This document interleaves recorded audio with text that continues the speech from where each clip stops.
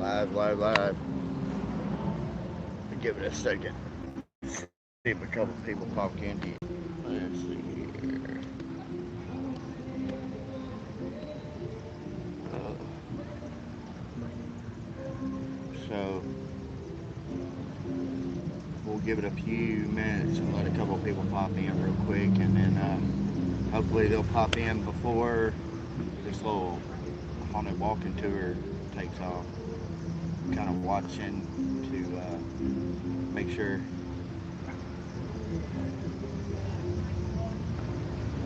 Hey, Andrea. Um, hey, give me a few minutes and let a couple people pull up in here in the chat. Make sure you guys can hear me okay. But actually, just kind of taking a little break this weekend. Ian was out of town. Maybe he'll pop in the chat. I don't know if he's got anything going on tonight. He is out of town in Colorado actually, and so I decided to take the weekend and come check out Hot Springs, Arkansas. And so, Andrea, thank you so much. Um, I didn't see that. Let me get it to pop back up. Aubrey, I'm sorry. So we're fixing to, here in just a few minutes, in like a little less than 10 minutes, they're going to start a haunted walking tour of Hot Springs. There's a couple of spots that I'm really interested in, so I decided I wanted to take this tour because a lot of times when you go to look at other these little small town hauntings, they're not really well known. You don't see them documented a lot on online, and so I kind of wanted to come check it out for myself, and then hopefully maybe find a couple of places, and maybe be able to reach out to the owners, and who knows, maybe we can come investigate it. Um, I'm really excited. I'm hoping that Ian will be back in tomorrow. He'll be back in town tomorrow. Next weekend, we have a project we're working on. Um, Next week, also, we got a video that we have been working on since, I believe it's March. I wish Ian was in here in the chat. He could help me right now. But I believe since March, we have been working on this to get it out to you guys. So I'm really excited about that. Hopefully, we'll have it out this week for you guys. We've been working really hard on it. There's a lot of evidence to go through.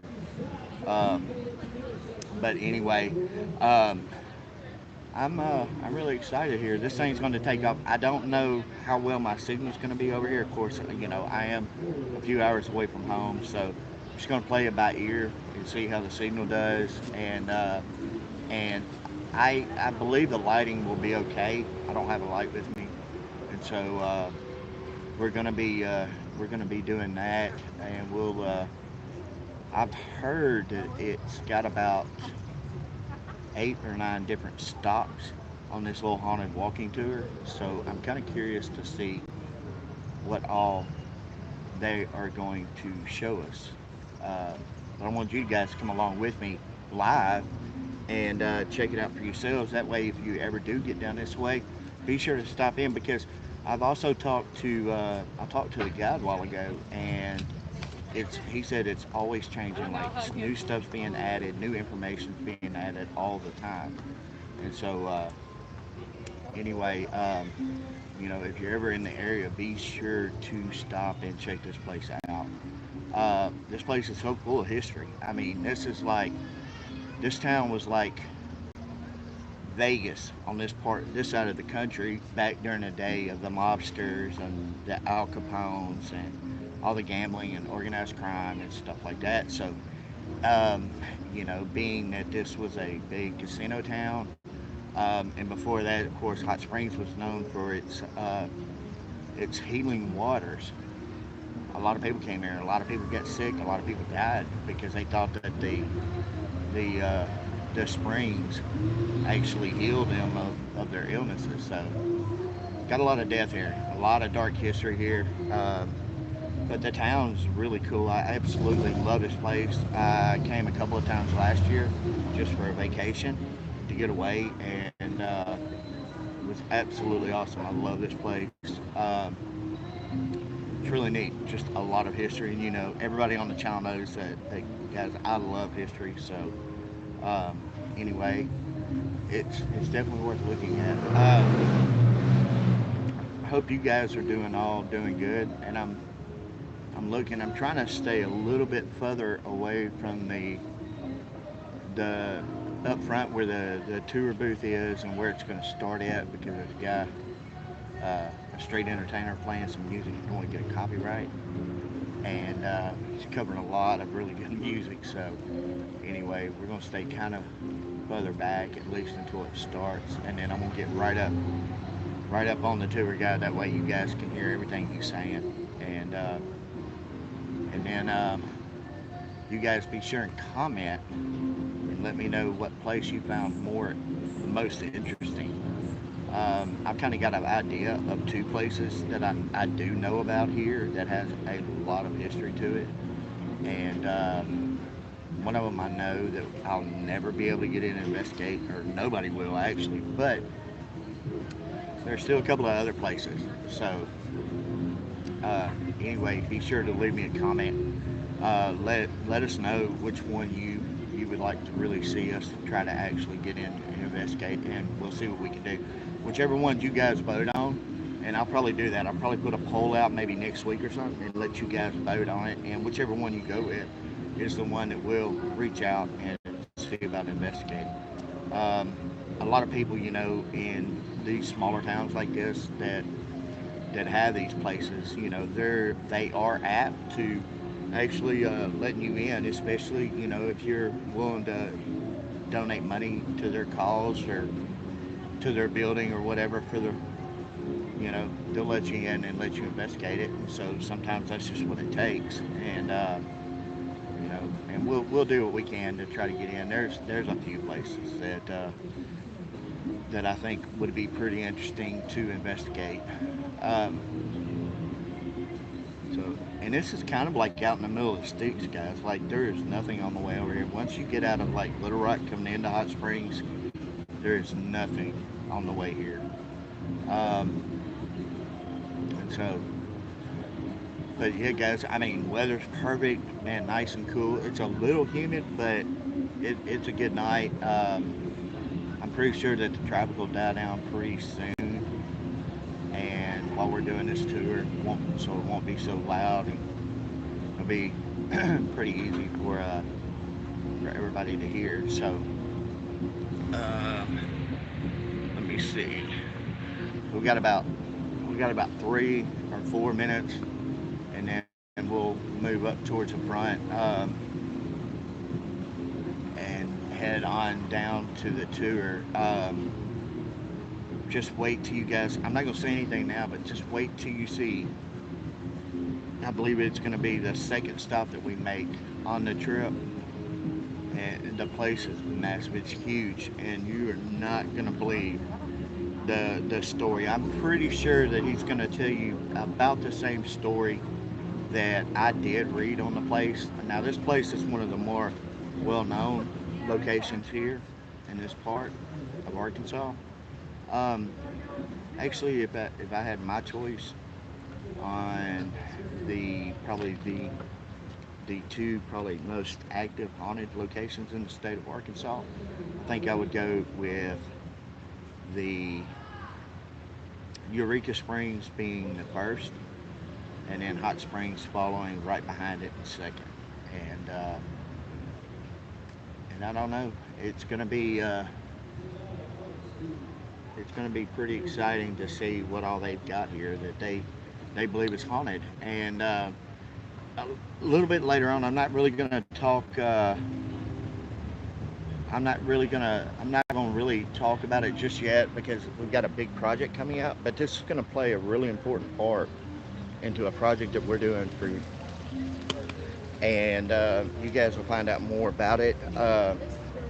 Now, our Facebook page will actually, the community on the Facebook page will actually probably hear about it before anybody else does on the channel. So, you guys, if you're not following us on Facebook, be sure to go over and check us out at Urban Ghost Hunters.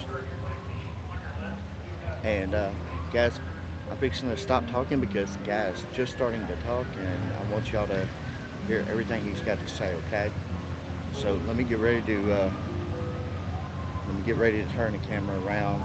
You guys can check it out and see what's going on here. So let me turn it around real quick for you. I saw the comment and you asked what was our favorite state to search in. And right now, I've got a couple that I've really investigated hard in, and that's Arkansas, Tennessee, and Mississippi. And we will be expanding. We're actually planning a trip here in the very near future to Colorado.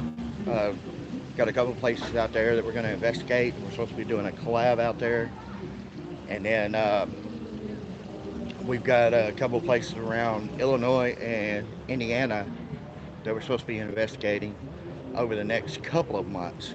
Um, so far, I would have to say that a lot of what my favorite areas to search would have to be Tennessee as of right now, and that's just because I live in Tennessee and I've been able to research and I've done more research in the state of Tennessee, and so I want to there's a little bit more that I've learned about Tennessee than I have a lot of other places. But as far as a definitive place that I like to really search for evidence, I'm really open. I want to go everywhere I can, of course. But um, so I'm watching, and it looks like he's getting ready to start right now. So Dark Shadows, what is up, buddy?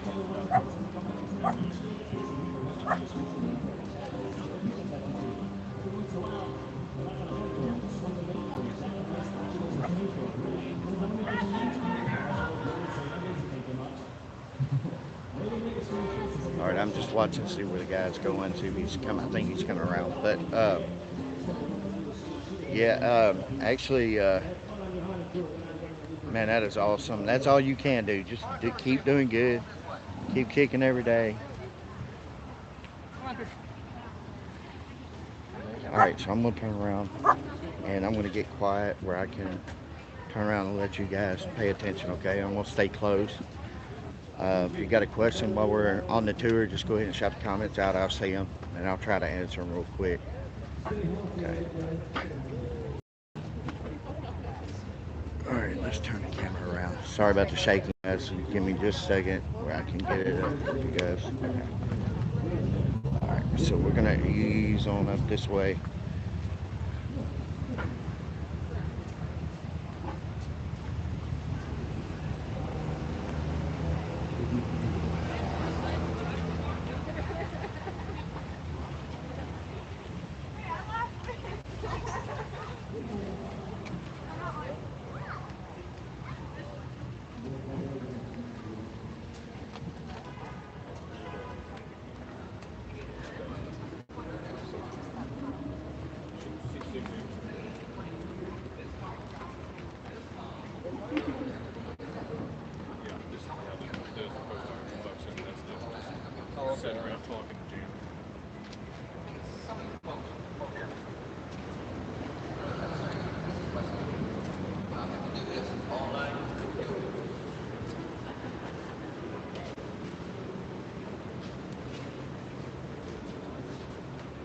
Has anybody on my tour been on my tour before? Anybody? You have? How long ago? 2 years ago. Okay, I'm gonna change it a little bit. Okay. Good deal. I just had last night I had somebody that had been here 11 years in a row. That's pretty cool.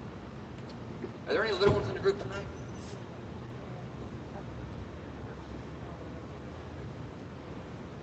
I must take over the list. Thank you.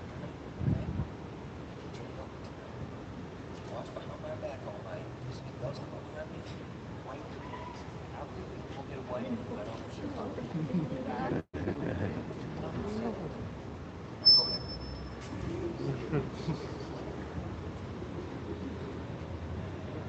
All right, folks. My name's Terry. I own Hot Springs Haunted Tours. I'm going to give you a quick introduction to my tours so you know what to expect tonight. If anybody at this time needs to use the restroom, because that's all you're going to miss is my introduction. It's those doors right over there where that gentleman just walked out. So if you want to use the restroom, this is going to be the only time in an hour you get a chance to do it. I'd say have at it, have fun. We'll see you in a little bit. There's always somebody's got to go. See there? Once one goes, all of them go. There we go. Contagious. Hey, Sandy.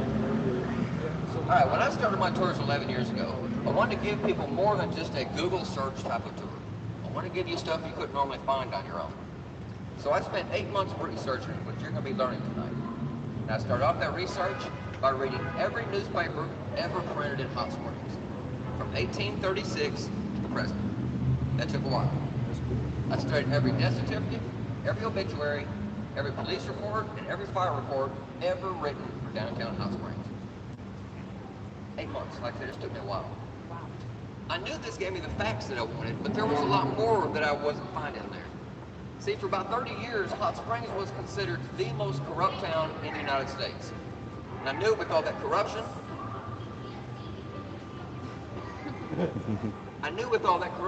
it meant I wasn't going to get the whole story.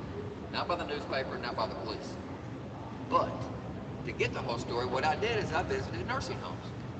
I visited 6 nursing homes in and around Hot Springs, interviewed everybody there, and found out which ones grew up in the downtown area. That's the ones I talked to. I ended up talking to 68 people, and these interviews were amazing.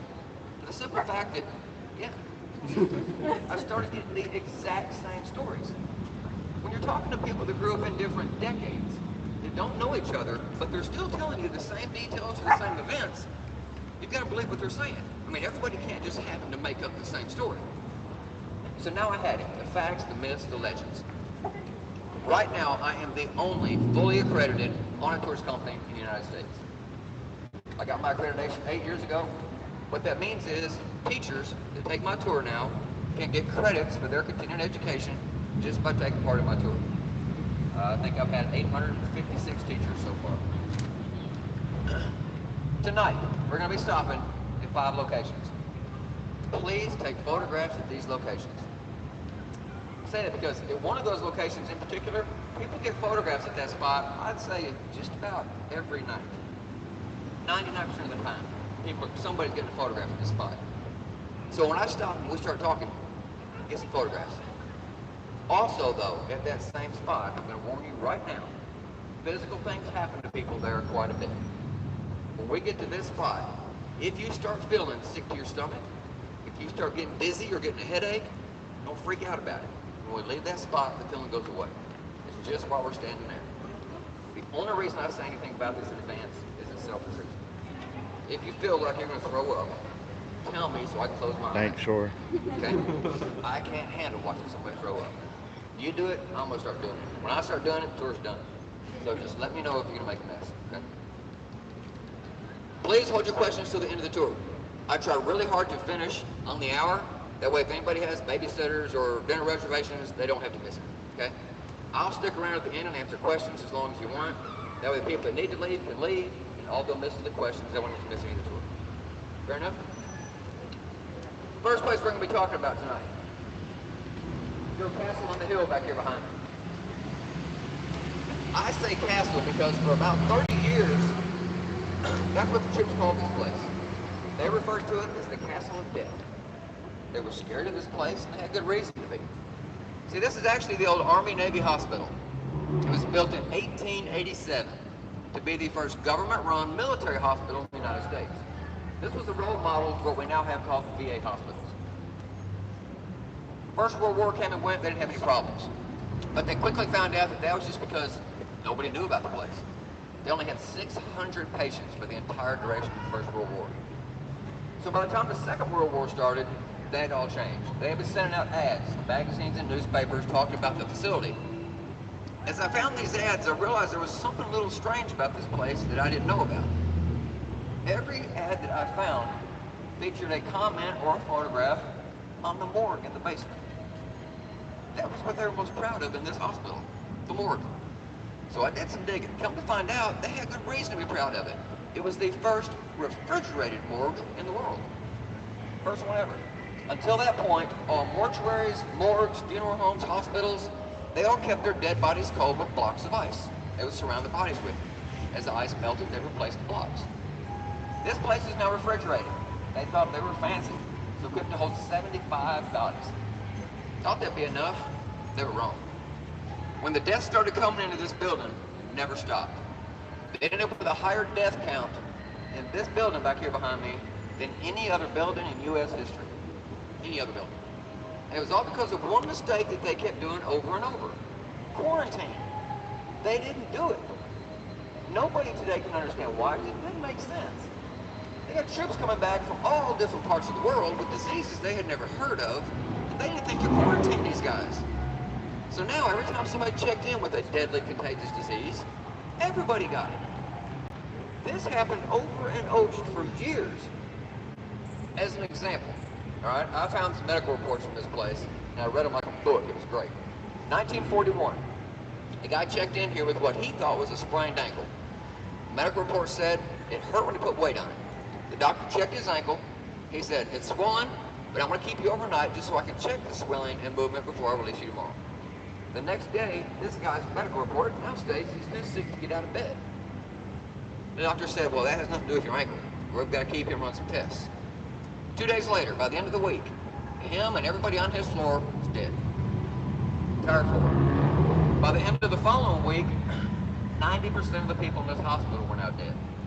We're talking patients, doctors, staff, clerical workers, everybody. They now had over 900 dead bodies in this building in a week and a half time. They closed the place down. They did a huge investigation. Come to find out, the guy with the sprained ankle actually had smallpox. He had it, everybody got it. Well, they kept the hospital closed for a little while they sanitized everything. But now their problem when they reopened wasn't the disease anymore, but it was the bodies. They got over 900 bodies in this building, but a morgue only holds 75. What do you do with all those extra bodies?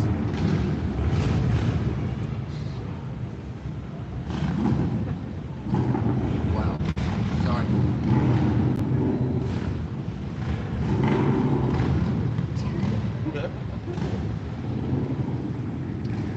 What they did with the bodies was pretty morbid. They would lay the bodies out, they'd wrap them in a sheet. They'd roll the body to make the sheet tight, and they'd tie a knot at each end. They'd then carry those bodies down to the basement and stack them up like boxes up and down the hallways. Every single hallway in that entire basement was packed full of bodies. What made it worse, the government said you can't release any of these bodies until you get a proper form. Which they meant was the body release form from the Army or Navy, okay? Once they got that, they were told they could contact the next of kin. But this is the 1930s and 40s. Contacting people wasn't like it is today. Back then, only the wealthy few had phones. Only the wealthy few had cars. So everybody else, it took quite a while for them to get the message and come back to collect their dead relatives. On average, most of these bodies stayed wrapped and stacked in this basement for up to 6 months. 6 months. Let me paint a picture for you. Just about everybody here has seen a dead animal on the side of the road at some point in your life. A dead animal on the side of the road will start to rot after 3 days. 3 days.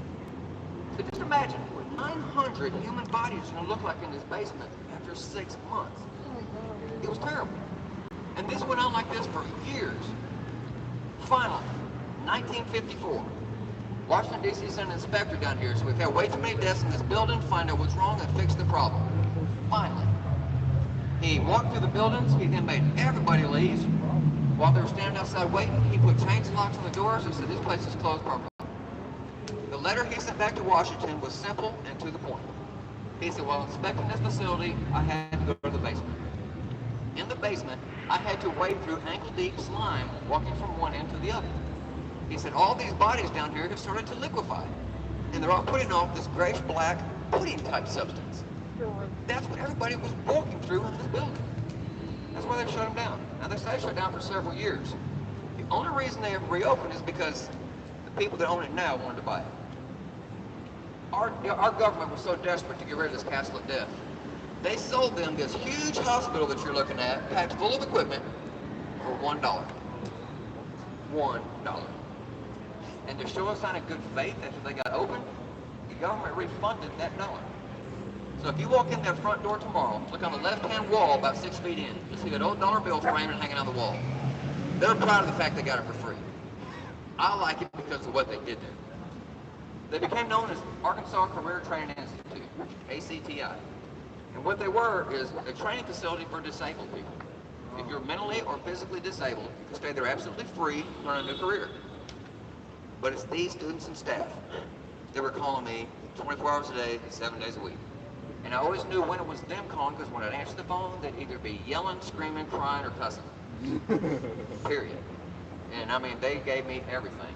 And all the years that I covered this tour, they told me every haunt you could ever imagine from this place. Lights coming on and off by themselves, doors moving by themselves, things moving in the room by themselves. The one that was consistent more than anything else, though, were the cries they would hear in the hallways at night. They go out in the hallway to look and there's nobody there. They'd freak out about this, and I'd usually laugh at them for it. I shouldn't, but I did. Because it makes sense to me. On day one of that school, they're told the history of the building. So they all knew about all the dead bodies that used to be in the basement. They knew about all that. And I said, if you know all the strange things about this building, why would you freak out when something strange happens? You should expect it. Carry your phone around with you. When it happens, get a photograph, get a video, and consider yourselves lucky you get to leave when you're done, not end up wrapped and stacked in that basement. Let's go to the next spot. They're told the history of the building. So they all knew. Yeah.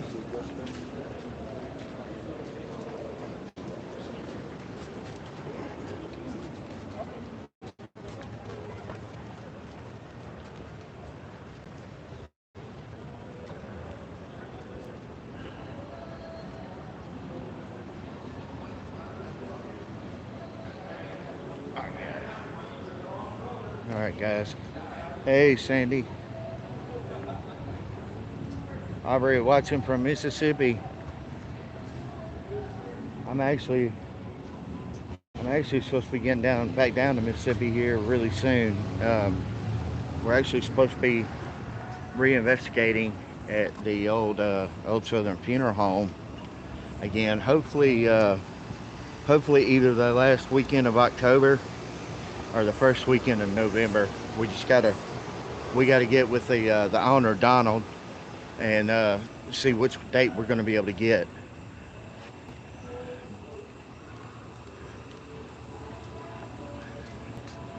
The Castle of Death, that place is absolutely insane. It's so freaking big. It's like one of the first buildings you see as soon as you drive into Hot Springs.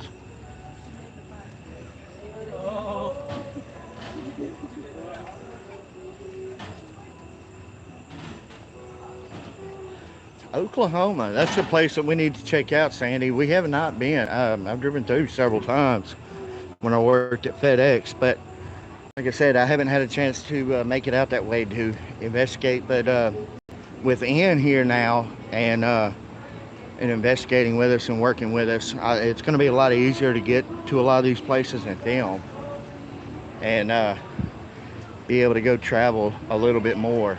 So.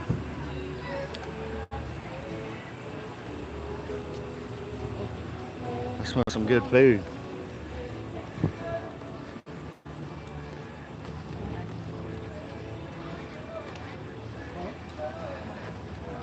Step out on the street.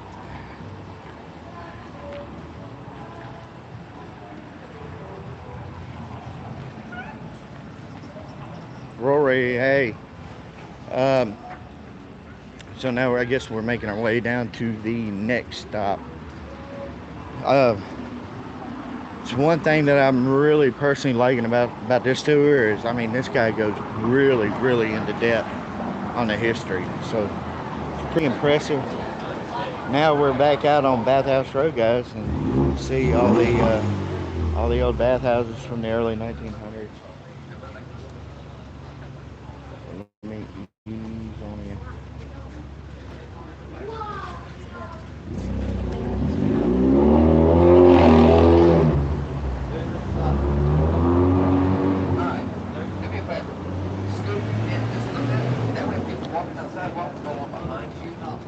Oh, you guys. Because when they walk in the middle of us, it really pisses me off when I try to trip. It keeps me out of trouble. It doesn't keep me out of trouble. Alright, we got everybody. Has anybody, since you've been here in Hot Springs, been inside this location yet? Anybody? Nobody? Really? Wow. Okay. Go in here tomorrow. Okay? Because you're going to be shocked at what happens. In 1921, this was known as the Japanese Tea Room. Now, I don't know why it was called Japanese Tea Room. Don't ask me. The owners were Irish. They came here from Ireland. Come from Ireland to America to open up a place called Japanese Tea Room. I didn't get that. But, anyway, I couldn't find any answers to that. What they did is they catered to the worldwide tourists that were coming to Hot Springs at that time. See, in the early 1920s, Hot Springs was advertising worldwide that the waters we were named after would cure you of everything. Everything. I couldn't believe it. As I started finding these ads, I laughed and laughed and laughed. And it was sad because a lot of people really believe these things.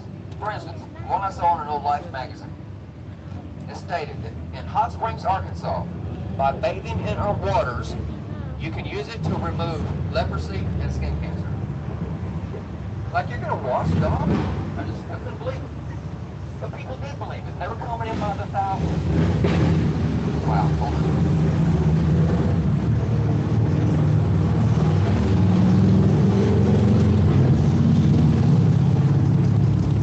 Well, this place catered to those people. What they did is they imported all kinds of desserts and drinks from all around the world. We're talking pastries, pies, cakes, you name it, coffees, teas, juices. That way, no matter where you came from, you could at least come in here and eat or drink something you were familiar with. Just make them feel more comfortable. The place was packed, but they realized they could draw a lot more men. There were a lot more single men in Hot Springs because of all the brothels and stuff that were done. So to draw the men, they hired a community to be the head waitress. Her name was Violet Bowles. Gorgeous. And it worked. They were pulling in men left and right. Put in one that wasn't really invited. Now I say that because this guy put stalker to a whole new phrase. His name was Elmer Jones. He followed her in December of that year. 9 times he followed her through this building when she came to work. He'd walk in, he'd sit at the front table, he wouldn't order anything to eat or drink, he would just sit there and watch her for an hour. Just watch. After an hour, he'd get up and walk out. After 9 days of this happening, finally the manager stepped up and said, "You're not coming in here anymore. If you're not spending your money, you're making everybody uncomfortable, don't come back." But he didn't listen. The next day, he walked back in again. Except this time when he came in, Violet was at the back left-hand corner waiting on a table. He walked up behind her, tapped her on the shoulder. When she turned around, he shot her in the throat. He then stood over her body, shot her 3 more times in the face, before putting the gun in his mouth and killing himself. To this day, nobody knows why he did it. He had no friends or next of kin in town that anybody could find. He didn't leave anything written down like a suicide note or a journal or a diary. Nothing. Nobody knows why this happened. But that's not where the story stops. See, Violet was from a very wealthy family. So they buried her in a really nice in the cemetery in the center of town. The cemetery, the city, handled his burial because he had no money, he had no family. They buried him right next to her. Right next to her. 5 feet away. Her family has taken this city to court 12 times over the past 100 years, trying to get them to exhume that body and murder it because they don't like to have to walk past her murderer every time they go to visit her grave. It's really sick if you think about it. Elmer stalked her while she was alive. He's now stuck to her in death. But he still likes to hang around here. Tomorrow, walk in here, and I'm going to say this once, pay attention. Guys, it won't happen to you at all, okay? It's only women that it happens to. That's what makes it kind of strange. I get reports all the time about women in here just looking at stuff on the shelves, and they swear they feel something tap them on the shoulder. Turn around, there's nobody within 10 feet of them. It happens a lot. It happened today to a couple that stopped by the booth afterwards and said, "Yeah, well, we were there 5 minutes. It happened 3 times to my wife." He said it freaked her out because I wasn't anywhere near her. And so she just grabbed my hand and said, "Come on, we're leaving." So now you know what to expect. Go in there tomorrow, okay? Have a good time. Women, you know what to look for. Guys, just laugh and have fun. Because nothing's going to happen to you. Let's go to the next shot.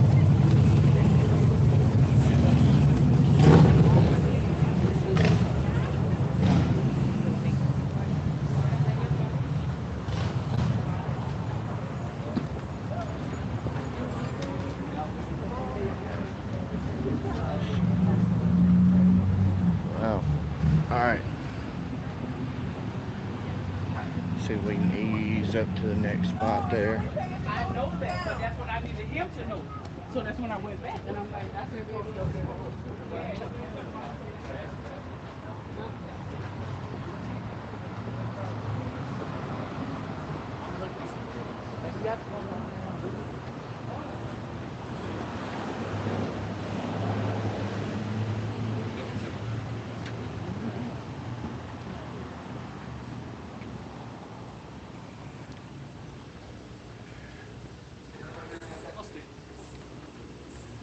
Folks, right now you're in the Kenneth Adair Park.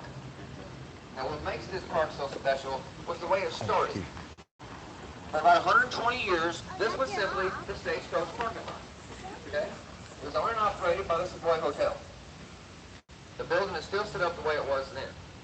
The top two floors were hotel rooms. You see that the second floor windows have been bricked shut. This bottom floor down here was the livery stable. This is the doorway where they pull the wagons in and out. Over here is a smaller doorway for the horses. Now it stayed this way until 1910. In 1910, a young man from Dallas came to Hot Springs for the weekend. Fell in love with the place and never left. He ended up buying this spot. In this spot, he built a two-story hotel. Now, he loved his hotel. Problem was, it only lasted 3 years. Hot summer night, July of 1913, a little after midnight, fire broke out in this hotel. Now, the workers did a great job. They got everybody evacuated out on the street safely. There were no accidents, no injuries. The firemen responded. They announced right away, they said, we can't stop this fire. They said, unlike these buildings, this is an all-wood structure, and it's burning way too fast. They said, our only concern is to keep it from spreading anywhere else. So they spent 3 hours watering these walls down to make sure the fire wouldn't spread. And it worked. At about 3 o'clock in the morning, firemen finally thought they had it under control.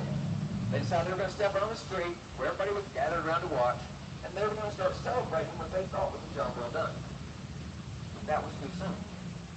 A couple minutes later, the workers from this hotel came running out on the street screaming. Seems these firemen had overlooked one small but very important detail. Smoke. Now, when they fought this fire for 3 hours, they didn't do anything at all about all the smoke that was pouring in these windows. When they realized their mistake, they ran next door, ran upstairs, started kicking open doors, finding everybody on that third floor was dead. Everybody. 11 people died up here that day. 10 of them died in their sleep. If they went to sleep and didn't wake up. One guy that wasn't so lucky was in room number 7. That's this window right here. The newspaper the next day wrote a full front page story about this fire. And when I read it, I couldn't understand what I was reading. Because it stated that the guy in this room was found attached to his window. I didn't know what that meant. I'd never heard of anybody being attached to a window. So I went through the police reports, couldn't find anything. Went through the fire reports. I found the chief's report from that night, and then it made sense. He said, when me and my guys walked through this man's room, we could tell right away he tried to make it to the door. He said, between the bed and the door, there was a small table and 2 chairs, and these were knocked over. He said, the smoke was so thick in this room, you couldn't see your hand in front of your face. So I know he was trying to feel his way along the wall when he hit the table. He couldn't figure out how to get around it or over it and still get to the door, so he ran to this window. That was his first mistake. If you look at the line right below that window, that's where the roof came to. So those fires, those flames were right below that glass for 3 hours straight. Which would have made that glass extremely hot. So when he put his hands on the window to open the rest of the way to get out, that's where his hands stuck. Think of a skillet, frying meat in it with no oil. It's gonna stick. Then, we're assuming, trying to rip his hands loose, he leaned up against the window so he could pull harder. Because now it's got his stomach, his chest, and the side of his face. That was word for word what was mentioned in that report. The doctor said, I will never forget what I saw that night. He said all the flesh on the man's hands, stomach, chest, and the right side of his face was bubbled up, blistered up, and melted to the glass. He said his mouth was wide open like he died crying or screaming. And it makes sense. I mean, think about it. He's looking out the window while he's dying. That means all these firefighters that were right here that could have and should have saved him, he got nothing. Screamed for help, cried for help, whatever he did, he got nothing. That's what makes this spot so cool now. If you walk past here between midnight and 3 o'clock, the time that fire took place, you'll usually see people sitting right here where you're sitting. They'll have their phones out, they'll have recording devices out, because you can still to this day capture his cries. You won't hear a thing until you play it back to yourself. You won't hear anything yourself, and if you've never heard somebody die in pain, it's not a pretty sound. I promise you. But if you're walking around late tonight, you want something to do, or if you're staying at the Arlington Hotel and you're too scared to sleep, this is a good place to come spend some time. But right now, let's go to the next stop. Thanks, Bubba.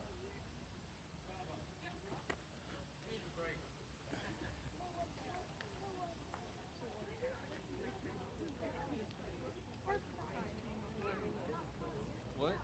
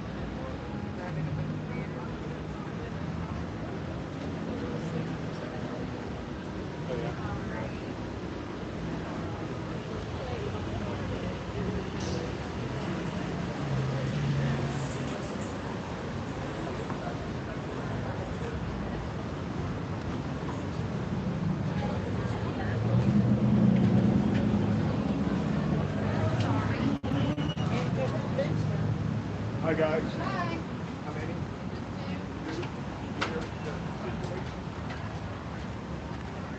Different on this side. All right, running all right?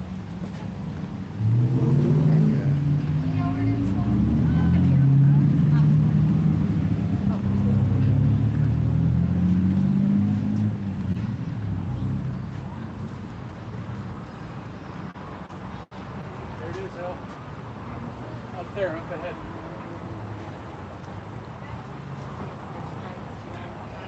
I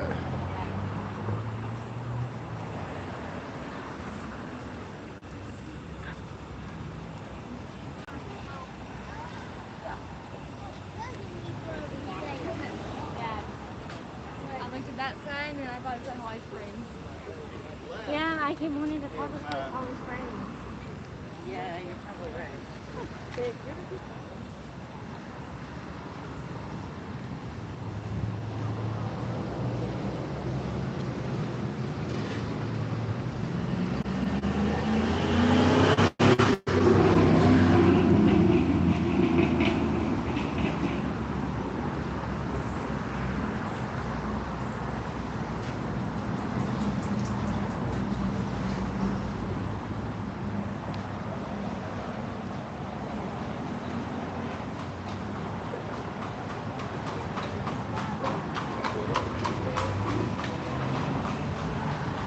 Alright guys, let's go over there.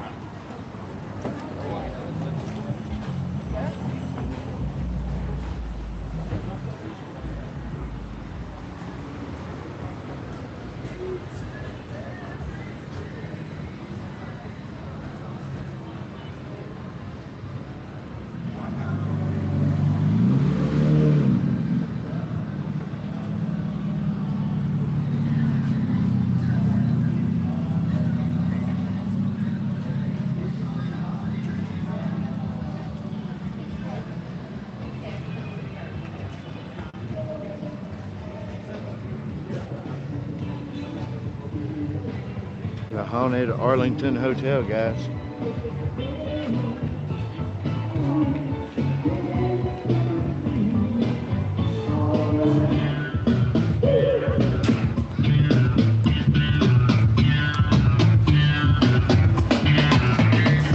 Yep.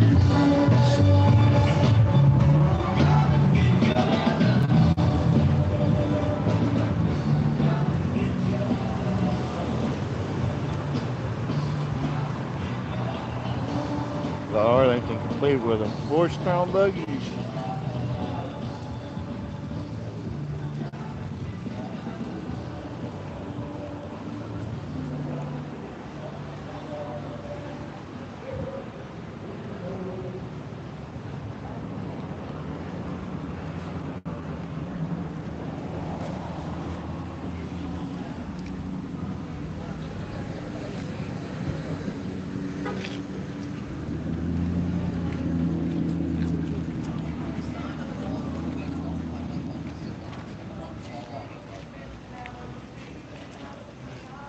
I believe that is the medical arts building. It's abandoned. Firing squad.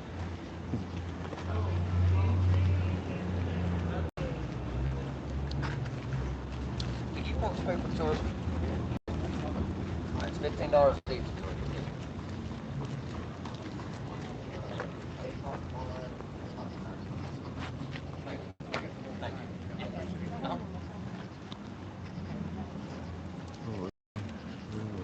Over here. Hold on a second.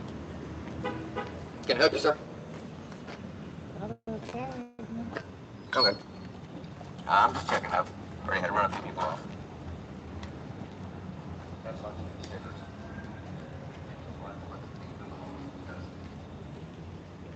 Alright, cool. How many people are staying at the Arlington Hotel tonight?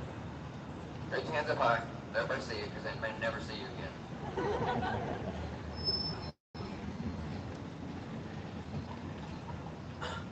Please, while you're staying at the Arlington, if you experience anything out of the ordinary, call me or text me the next day and let me know. Okay? I document everything I've heard from this place.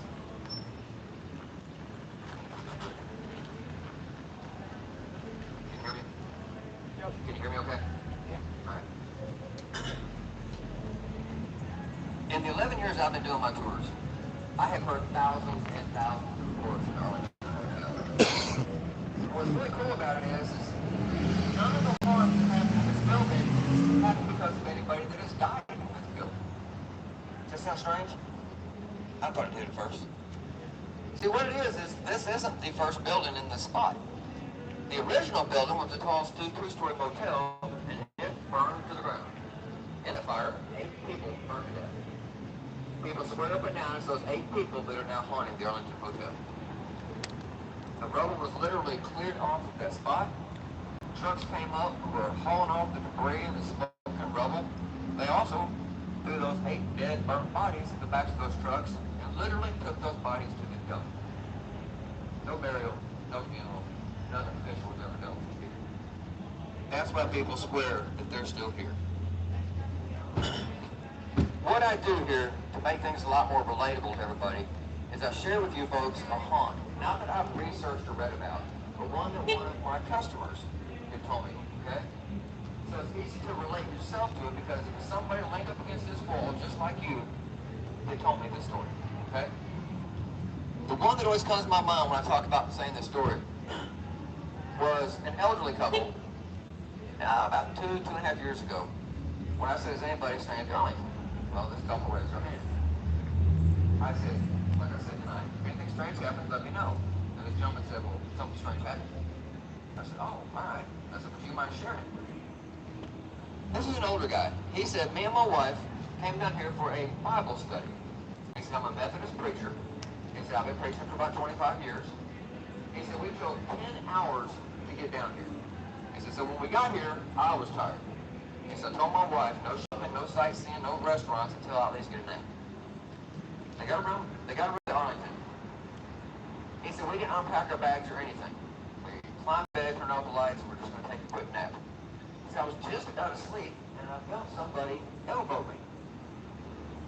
He said, I asked my wife, is that you elbow me? She said, yeah, we're messing with the covers. He said, honey, I'm not touching the covers. Well, she rolled over and turned on the lamp, and he's laying with his hands behind his head, not touching the thing.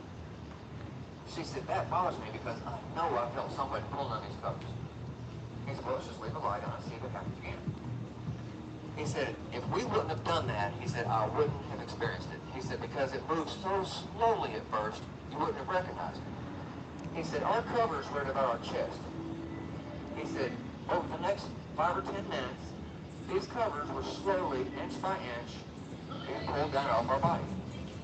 He said, when it finally got down between our waist and our knees, whatever was doing it, jerked it off into the floor. He said, my wife screamed, I jumped up and grabbed her bag. He said, we got dressed in the hallway because I wasn't staying in the room any longer than I had. He said, in 25 years, I had never believed in ghosts. I had never believed or put any stock in haunts.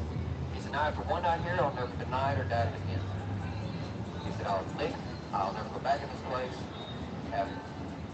So what I want you folks to do is tonight after you walk through the lobby of this hotel. Okay? It's open to the public 24 hours a day. They expect you to come in. They don't mind at all. Get some photographs, walk around, see what happens to yourself, okay? See what you can experience. Now you folks that are staying there, raise your hands again real quick. I'm going to say one thing, and please don't get mad at me for it. This is just business, okay? I truly hope something bad happens to you tonight so I can talk about it tomorrow. Now, the worse it is, I can even handle Buddy. Buddy's good, but just call me, text me tomorrow, let me know, okay? Let's go to the next spot.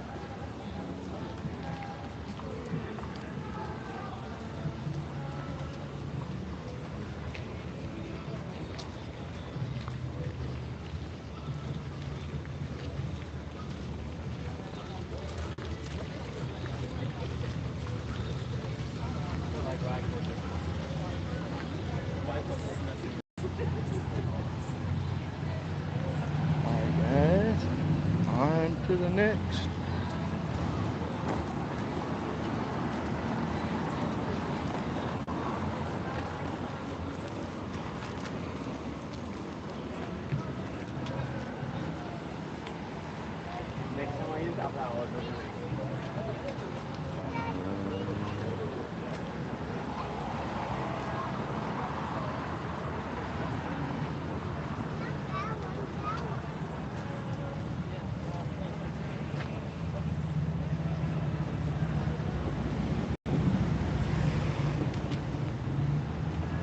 If you're ever in Hot Springs, guys, stay at the Arlington. Make it worth your trip, especially if you want to get a haunted hotel. I mean, what's more fun than that, right?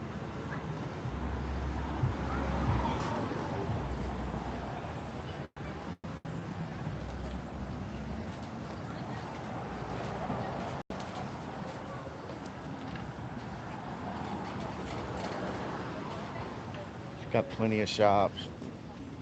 A lot of knick-knack shops, a lot of really neat stuff, soaps, ice cream, like homemade ice cream,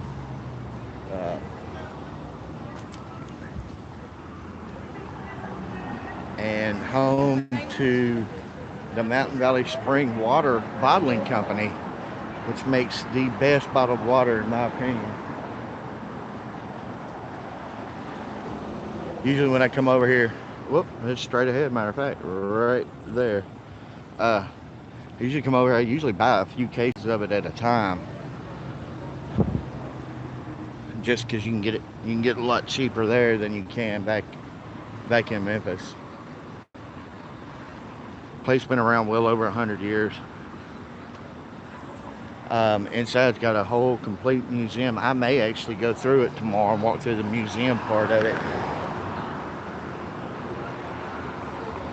We're gonna walk up a steep hill, guys. You may not get this part of the tour. You're not gonna be able to see much up here, but I can tell you that this is the opening entrance to the Hot Springs National Forest, and so I'm gonna try to stay close to the guide so you can hear what's going on.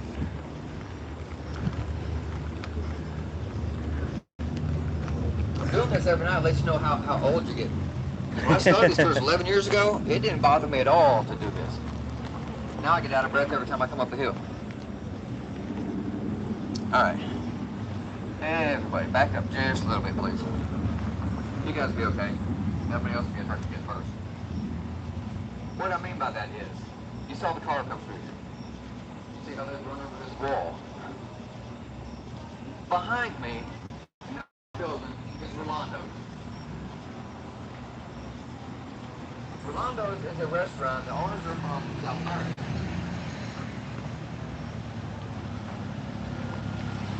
So it's a little different place. It's not Mexican food. It's South American food. Talking But what about is, this they are brother. very well known for their mango margaritas. Okay? That means most of the cars pulling out of the parking lot are sample this music. I got hit right here about 6 months ago. And I blame my customers for it. Oh, you folks on my tour, it's your fault. Let me explain. Early summer, you know how it stays light really late? Well, a lot of times in the early part of summer, it's fine, it was still light outside. And it was during a motorcycle rally, so it was really loud down here and light. So when a car came up behind me, I didn't have any headlights or noise to go by. I heard them coming at first, so I stepped over here to get out of the way. And I kept talking. As this car inched closer and closer and closer, do you think anybody in my group said, Terry, he's not turning? No, that wasn't too easy. The only way I knew something was about to happen, everybody right here in front of me got up and started moving. And I was like, what am I doing? They didn't say anything, I just kept talking. Then I found out, he hit on his hood, stopped, and hit that wall. I jumped off the hood, I was upset, obviously. He was over in his window and said, sorry man, I forgot to turn. Back up behind me. But that happens a lot around here, like I said. They're not trying to hit one of us, they're trying to drive over this little hill. So just stay off the road, okay? Right here, folks, this is the spot I warned everybody about at the beginning of the tour. If you start feeling bad or strange in any way, don't freak out about it. When we leave this spot, the feeling goes away, okay? What we're going to be talking about here is West Mountain. This back here is West Mountain. That's the trail right there that goes up it. If you go up this trail anytime, day or night, you've got about an 80% chance of experiencing the West Mountain Ghost. Can you hear me okay? Uh-huh. Can you hear me? Okay. The West Mountain Ghost, he haunts this mountain so much. That's why I say you got about an 80% chance. Everybody that sees him describes him the exact same way. They said it's a young guy, he's a little over 6 feet tall, he looks like he's early 20s. He's always seen walking on the trails. Never off in the woods, never on the road, always walking the trails. No matter how long you follow this guy, the second you look away, like just look down, look at your watch, look back up, he's gone. You'll never see him again. That's what most people freak out about what they saw. Well, this happened so much, I really did some digging. I wanted to find out who it was that died on this mountain. Well, I got more than I bargained for, because there have been dozens and dozens of deaths on this mountain. Ranging back to the early 1800s when the city was first being formed, the south end of this mountain was the burial grounds for this town before they built their first cemetery. That background. But then during Prohibition, all the gangsters that were running this town used this mountain for their moonshine stills to make all the whiskey for all these casinos and brothels that were down. That caused a lot of arguments and disputes and fights. In more recent times, homeless people. There's been over a dozen homeless people in the past 5 years that have been found dead up there somehow or other. So there were a lot of deaths on this mountain. I couldn't narrow down which one it was that was haunting this place. Until by accident one day, somebody said, Terry, have you ever seen this website? Well, it's a website called Fallen Heroes. It's a website dedicated to first responders that have died in the line of duty. Park rangers, police officers, firemen. If you look at 1921, you'll see that the first park ranger ever in U.S. history to die in the line of duty was shot to death right here on this trail. That's who I assumed was the West Mountain Ghost. So much so that I started calling it Park Ranger Ghost. Because everything fit, okay? This guy, when I researched him, he was 6'1", he was 23 years old, and it made sense because I seen walking the trails. He was the park ranger. That was his job, to walk these trails non-stop. Well, for the first year, that's how I addressed him. Not as the West Mountain Ghost, but the Park Ranger Ghost. Well, one particular night, wow. It's alright. I don't need to see. One particular night, I'm standing here and I said, the park ranger ghost can be seen walking. As I said that, a man in my group, right there where you're standing, started crying. I don't mean just whimpering or whining or sniffling. I mean crying like a baby crying, okay? Everybody turned and looked at him. Couldn't figure out what was wrong with him. I stopped the tour and walked over. I said, sir, are you hurt? He shook his head. I said, did I say something that offended you? He said, well, you made a mistake I need to correct. I said, well, by all means, correct me. I don't have a problem with that. He said, the ghost on this mountain is not the park ranger. And I know that for a fact, because the ghost on this mountain is my son. I said, well, what do you mean it's son? He said, my son. He said, I've been coming here for years, spend time on the mountain visiting my son. I said, would you mind expanding on that a little bit and explain what you're talking about? I said, I'd like to hear it. I think my group would. And everyone in my group said, yeah, we want to hear it, we want to hear it. So I finally talked him into coming over here, and I gave him my headset, and I just sit down back here and let him talk. Here's what he said. He said, my son was 8 years old. He was diagnosed with schizophrenic. Voices in his head. He said, me and my wife didn't know what to do with it. We didn't know anything about it. He said, so we pulled him out of public schools to make sure he wasn't going to be around a bunch of kids in case he freaked out. Within 2 weeks, he got so bad, that wasn't enough. He said he stopped talking to actual people. He would now only talk to these voices. And it got to the point to where he started doing whatever these voices told him to do. He said that's what scared us. And it didn't matter if it was bad, it didn't matter if it was dangerous. If we told him to do it, he was going to do it. He said, so as hard as it was for us, me and my wife both decided, agreed, the best thing we could do for him is have him committed to a mental institution. They knew how to treat him. They knew what to do. We didn't. He said, so we get him in the hospital. He said, we were only allowed to see him every 3 days a week. He said, for the first 5 years, nothing bad happened. We went 3 times a week to visit him, never missed a day.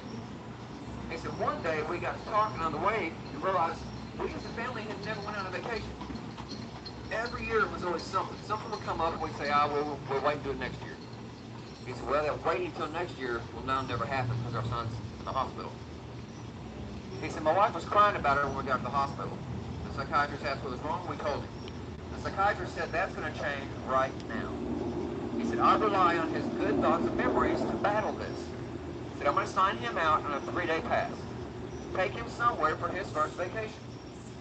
Well, these folks lived right outside of Texarkana. So they picked Hot Springs. It was close. He said, the first 2 days were boring. He said, our son wouldn't speak to us. We were used to that. He hadn't spoken a word to us in over 5 years. He said, the third day, that changed. He said, we're walking across the street, man, bombing this road. He said, my son looked up and saw this trail. He said, Mom, Dad, I need to be on that mountain. He said, it freaked us out. He actually spoke to us. He said, I grabbed one of his hands, my wife grabbed the other, and we took off on the trail. He said, we weren't on that trail 30 yards. And we realized something was really strange about this mountain. Because for whatever reason, my son is now acting like a normal little boy. He's talking. He's singing songs. He's whistling. He said he was running on the trails and climbing on trees. He said the best thing we saw him do all day was he chased a squirrel around for about an hour laughing about it. He said, I know that doesn't sound like a big deal, but when you haven't seen your kid laugh or heard your kid laugh in 5 years, he said that's a very big deal.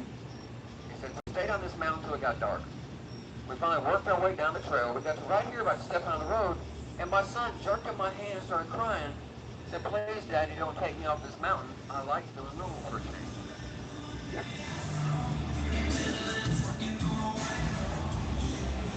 He said, I didn't know what to do. He said, I told him, I'm sorry, son. I said, they're expecting us back at the hospital. They'll send people looking for us. He said, so we got him back to the hospital. In the next 6 or 7 years, nothing bad happened. About his 18th birthday, he said, we found out later that all the patients in that hospital had been talking to him for years. He said that since you haven't committed any crimes and no judges ordered you to be in here, when you turn 18, you can sign yourself out. And that's what he did. Signed himself out and hitchhiked home. The dad said, when he walked in our front door, it freaked us out. We didn't know he was planning to do this. He said, we calmed down. We got everything under control, though. He said, we sit there for hours, almost all night, crying, talking, laughing. He said, my son just said he wanted to be home. So the next day I got up and went to work. I told everybody at work about it.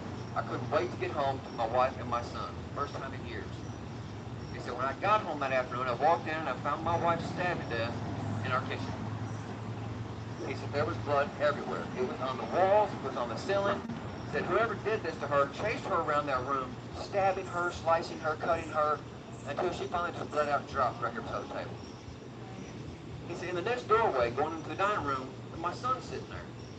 He said, he's covered in blood, still has a knife in his hand. And I said, what in the world did you do? He said, sorry, Dad, the voices are just too strong today, I couldn't control it. He said, he started crying and shaking. He said, I fell down beside him, I held him. He said, we cried together for about 3 hours before I got up the nerve to get up and call the cops. He said, in the end, my son was found guilty of murdering his mother. He never denied it. But because of his mental condition, he wasn't sent to prison. He was sentenced to life in a mental institution for the criminally insane. Well, that life sentence only lasted 3 days. A nurse came in on the third day to give him his medication and found that he had hung himself the night before. But Dad said, I thought I was going to lose it when I got this phone call. He said, I had just buried my wife 5 weeks before. Now they're calling me telling me my son's dead too. He said, I wasn't going to go to another burial and funeral. He said, because it didn't make sense.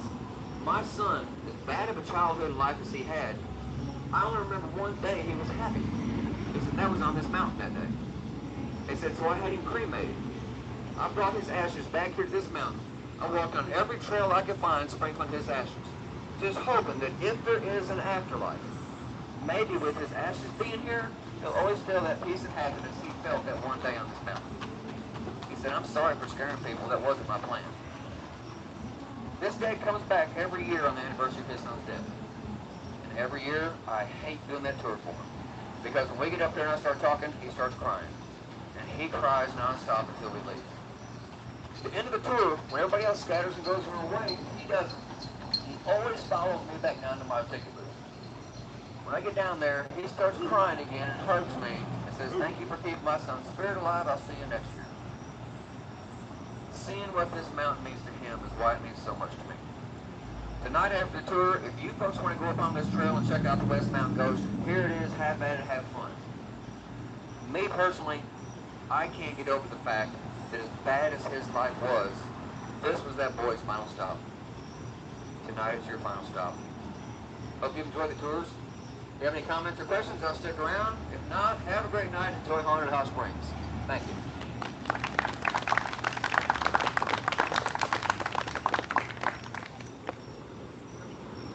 Those headlights makes everybody come.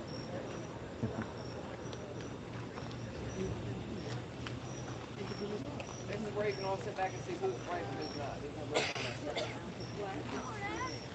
Whew, all right, guys. So that's hang on, let me get back down off this mountain. We'll get down where we got some light.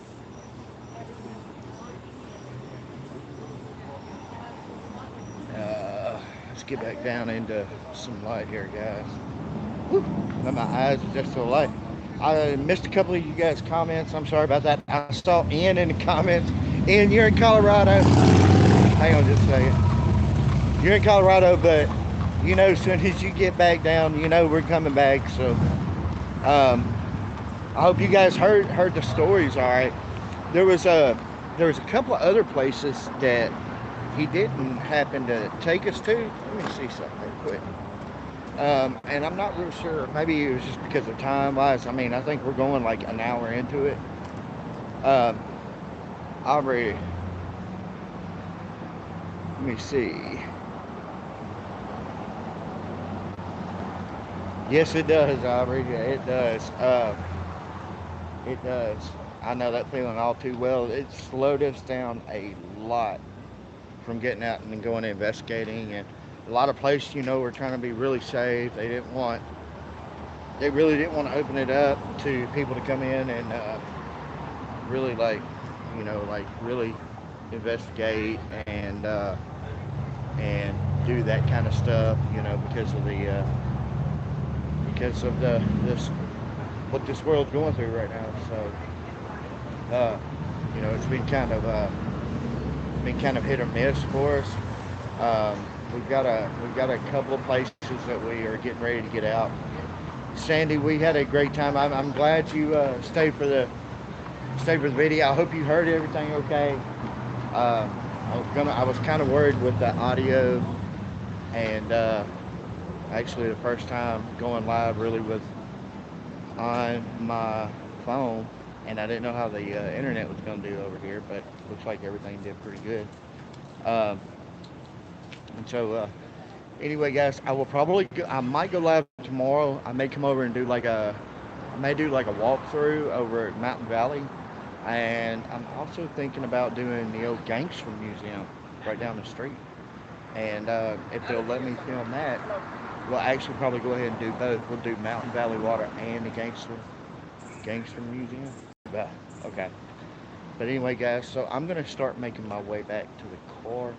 I'm gonna throw a tip to the tour guide. He did an awesome job, excellent storyteller. We'll throw him a tip real quick. I'm gonna talk to him for a minute, and then I am gonna head on back towards the car. But anyway, guys, I appreciate each and every one of y'all jumping on tonight and joining me on that tour. I really wanted to take y'all along. Just really happy that they had no problem, letting us film so you guys could, watch it live. If you are over this way, it changes. Like, I have taken this tour, but it's been a couple of years, and it's completely 100% changed. And like he said in the beginning, it changes all the time. Now, guys, if you again, if you didn't catch the live, be sure to leave me a comment and let me know which one of those places you would love to investigate, and we'll see what we can do about trying to get a night to investigate, minus the old VA. Uh, that is completely off limits. No investigating. So everywhere else, it's wide open. Also, I'm going to show you another place tomorrow if we do go live. I'm going to show you another place, and but I want to have all the history and everything, and I'm actually going to talk to the tour guide about it, and so that I have all the history exactly right. I know a little bit about it, but I want to know more about it, and I want to show it to you guys. So anyway, guys, appreciate each and every one of you again. We love you all, and guys, be sure to stick around because we definitely got some new content coming out, and I'm really excited to get it out to you guys. Anyway, guys, I appreciate you watching. It's been about a little over an hour. I appreciate you guys sticking around. I hope you enjoyed it as much as I did, and I'll see you guys on the next adventure. Bye, guys. Good night.